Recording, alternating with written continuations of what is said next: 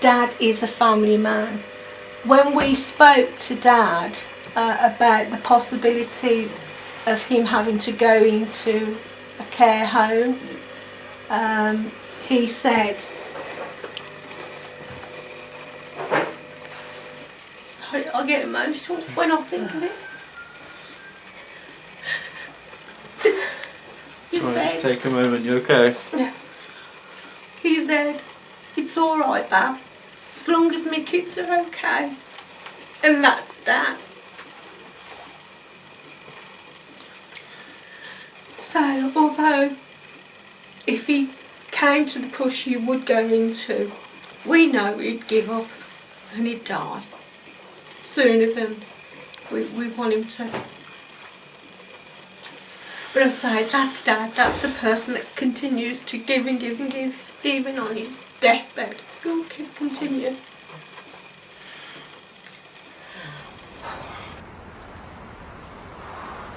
I had a phone call and my dad had said he'd had his mobility scooter stolen off him. So luckily I was able to come up to Dad's house, find him on the Washford Heath Road sitting on his scooter. So when I approached him he didn't recognise me at all. So now I'm a little bit confused now, what the hell's going on? He was on his way to an appointment, going in completely the wrong direction, and he'd gone into the road and he was going on to oncoming traffic on the opposite side of the road, and it was a bus driver who thankfully probably stopped Dad being killed or badly injured. The bus driver took the key off him and then made him ring somebody, and basically that's where I was standing in front of him.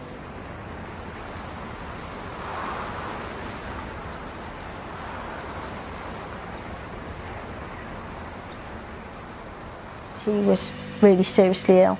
He was vomiting, disorientated, completely confused and scared.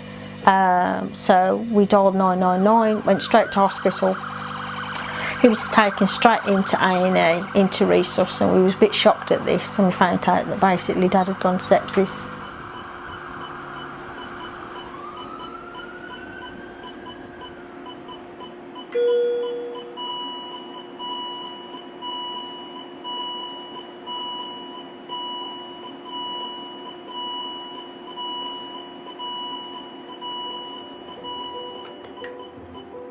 They came to us and then said, you know, we're really sorry, your dad really isn't going to make this discharge, you know, he's going to die. And so we was pulled together as a family, and we all got down to the hospital, and then we've spoken about that Dad had got multifunctional failure, mainly heart and kidneys. And we was told to prepare for the worst.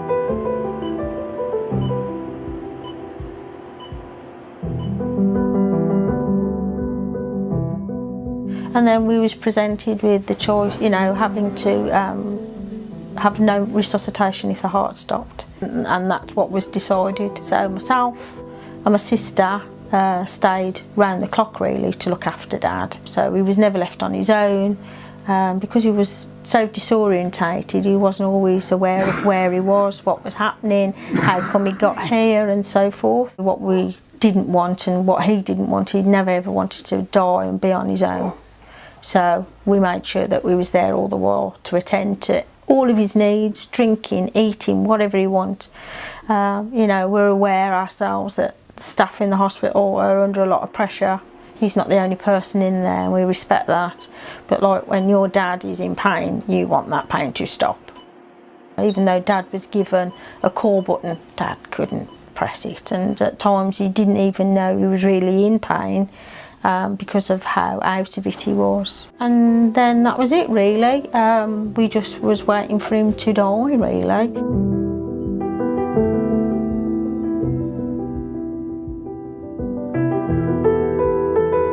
Dad was wanting to die as well. In times he'd surface and he would say that he's finished. And he was then really ready to be discharged, to die at home. And we came home with John Taylor Hospice, and they came out and visited us and supported us, and he was put on end stage of life medication.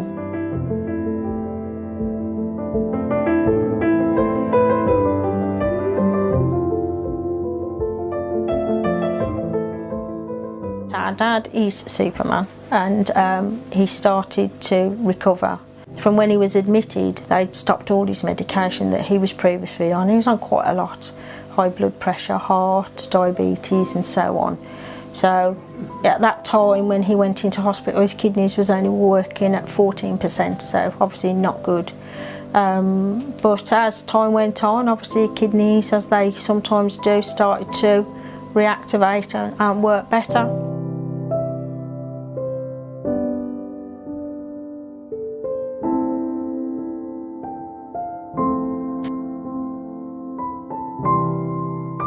It did mean that now Dad was sort of turning the corner. His body's very unpredictable. He's on oxygen, so he's still on painkillers. He starts to show signs of vascular dementia, and we're just waiting for that to be confirmed. He hallucinates, he gets agitated, he gets confused a lot.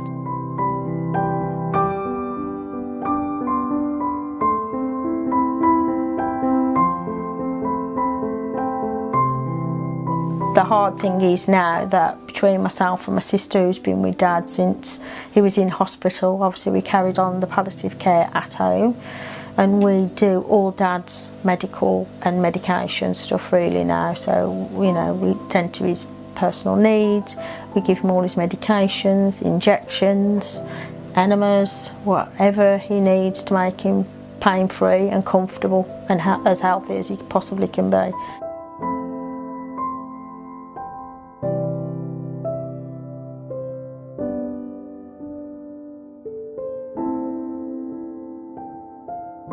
I have terrible guilt feelings for Mum being in a nursing home, and she didn't live as long as we think she would have done if she'd have been at home.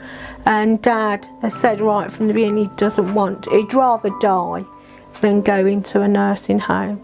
It would be his worst nightmare to be left in a care home, and as long as we can, that's not going to happen. It's not going to happen. He was born in Adam Street, Nechells, and he met and married Mum there, and they had their first son there, our Graham. And then eventually they moved to Charles Arthur Street in Nechells. We used to live next door to Charles Arthur Street School. He's been in Herrick Road. About 45 years he's been in Herrick Road. A lot of the neighbours have passed away now, haven't they? Yeah. But we're saying because it's a highly populated Asian community, Dad's been treated so well. You know, people stop and speak to him. You know, when Dad's had problems with his mobility scooter, it's the Asian boys that have stopped and helped Dad, you know, to get it back to here. And even now, you know, when we go out, people will stop us, the Asian people will stop us and ask how Dad is.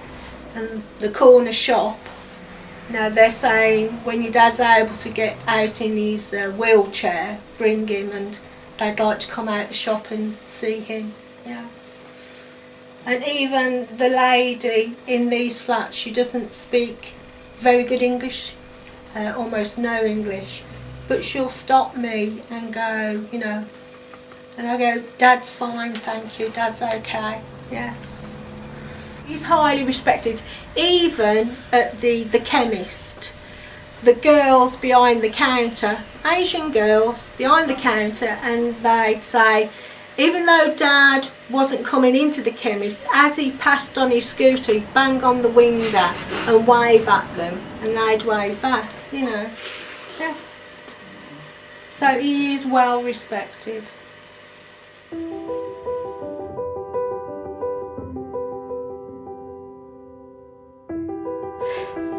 I've thought about it, if I was living here in Birmingham, we could work it probably be better, because we could probably work it where either I did the early shifts and my sister did the late shifts, and so when I come back from work, she'd go to work and vice versa. But I don't live in Birmingham. You have a whole life, you know. I've got my own life, yes, but I'm more than willing to give that up for Dad.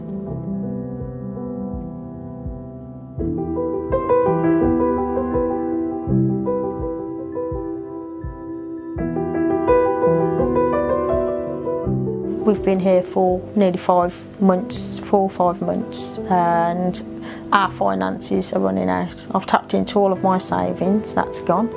My sister's the same. Some of us have had to take loans out just to buffer our daily bills. So we've already created debt that we didn't need to create, so it's causing us hardship in that way. We're away from our own families, our husbands, our own social life, and it's starting to pay the toll now. We know we see it in each other, but the beauty of it that we do have each other, and that we can have laughs and giggles and hysteria and cry and stuff like that. We know what Dad likes, what he dislikes. We're not going to force food onto him that we know he doesn't like. We're in a nursing home, they don't know Dad. We all know in hospitals, you know, there are nurses there that want to do the caring, but they're so short-staffed that they can't be at a patient's beck and call within a few seconds. Where we are, you know, we're able to, if Dad needs something, we get it. So all his needs are being met for. You know, Dad's always said, even when he was well, he never wanted to go into a home. So he's seen how that choice was taken away from us with our mother. And while he was in hospital, the care really wasn't there as much as it has been now. He got moisture lesions and he was quite badly sore on his bottom area, quite painful, and doubly incontinent. That doesn't make it easier. You know, you get worried about secondary infections and things like that. So again, we was always worried, and so once we started to take over sort of a lot of the nurses' chores within in the hospital, Dad started to make a speedier sort of recovery as such, as much as he could. He's got no bed sores now, he's got no moisture lesions, he's fit and as well as he can be while he's receiving palliative care. And all his needs are met now, you know, we can comfort him 99.9% of the time, except for when the vascular dementia is quite heavy, and you know, I don't think anybody can get through to him then. It's his own mind and he plays horrible tricks on him. When his vascular dementia kicks in, you know, he can sometimes forget who you are, but we're able to reassure him, you know, just saying, oh, you know, your mind's playing tricks on you and that. Or we have to go with what he feels. You know, if he feels something bad is happening, we have to go through that with him. Just to make him a bit more, less nervous, less frightened. Yeah.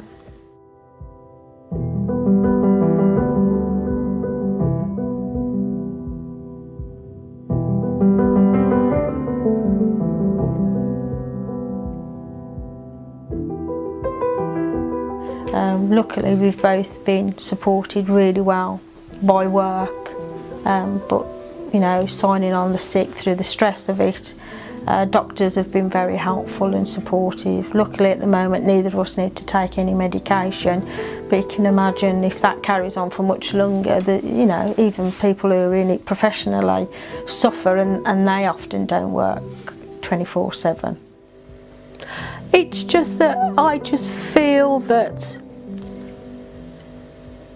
the human part is taken out of a patient.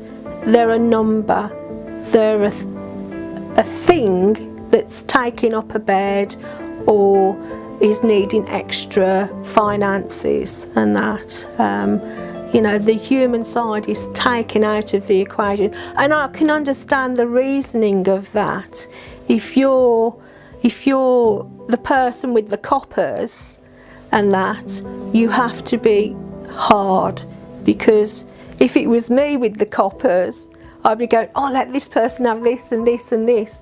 And and there isn't that type of money about. Well, work has stopped altogether for me. There's just no way I can work my hours. I'm a full-time support worker. I just couldn't do that. I really couldn't focus on them, and they need my focus. You know, I'd be worrying about Dad, you know, what's his pain like? Has he ate today? Are they able to understand what he wants? Has the dementia appeared today? You know, because we find that hard to deal with the dementia, so let alone somebody new coming in and seeing him. And are his needs being met? Does he feel safe, comfortable, all those sort of things? So, you know, I certainly couldn't do that. And when you're here 24/7, you know, it's not just 9 till 5 job. It is literally 24/7, so you're awake more than you need to be. You're up early, you're in bed late. You know, I've had to stop going to work to be able to care for Dad and support my sister. You probably get about 3 or 4 hours quality sleep out of a night, and that isn't good. It's going to be difficult because it's tiring. It can be, and like travelling can just be tiring, but it's what we want to do. And if you don't have support in a family, say you're on your own, or you've got mental health, or you're too proud to ask for support, then it is literally like a minefield. It's trying to find the end of the piece of string to lead to the next door that opens. And if you get it wrong or out of sync, it's like snakes and ladders, you're back to the beginning. And that's quite time consuming. And also it's financial, because you're either on a phone or you're writing or you're sending emails. You know, and once you get through to people, you're then in a queue of having to wait your turn for them to come out and visit you. I contacted social services and asked for them to come out to say that, look, I'm coming to the end of my statutory sick pay, well, my full pay that you get while you're on sick. So it's going to start reducing now, and you know, I've got a mortgage to pay. There's a reason I go to work, because that pays my bills, and I'm already starting to become in debt now, so I definitely have to. I'm being forced ready to go back to work when I don't really want to. And you know, I think Dad would prefer us to be here as well, and that's the same for my sister as well. She's in the same position.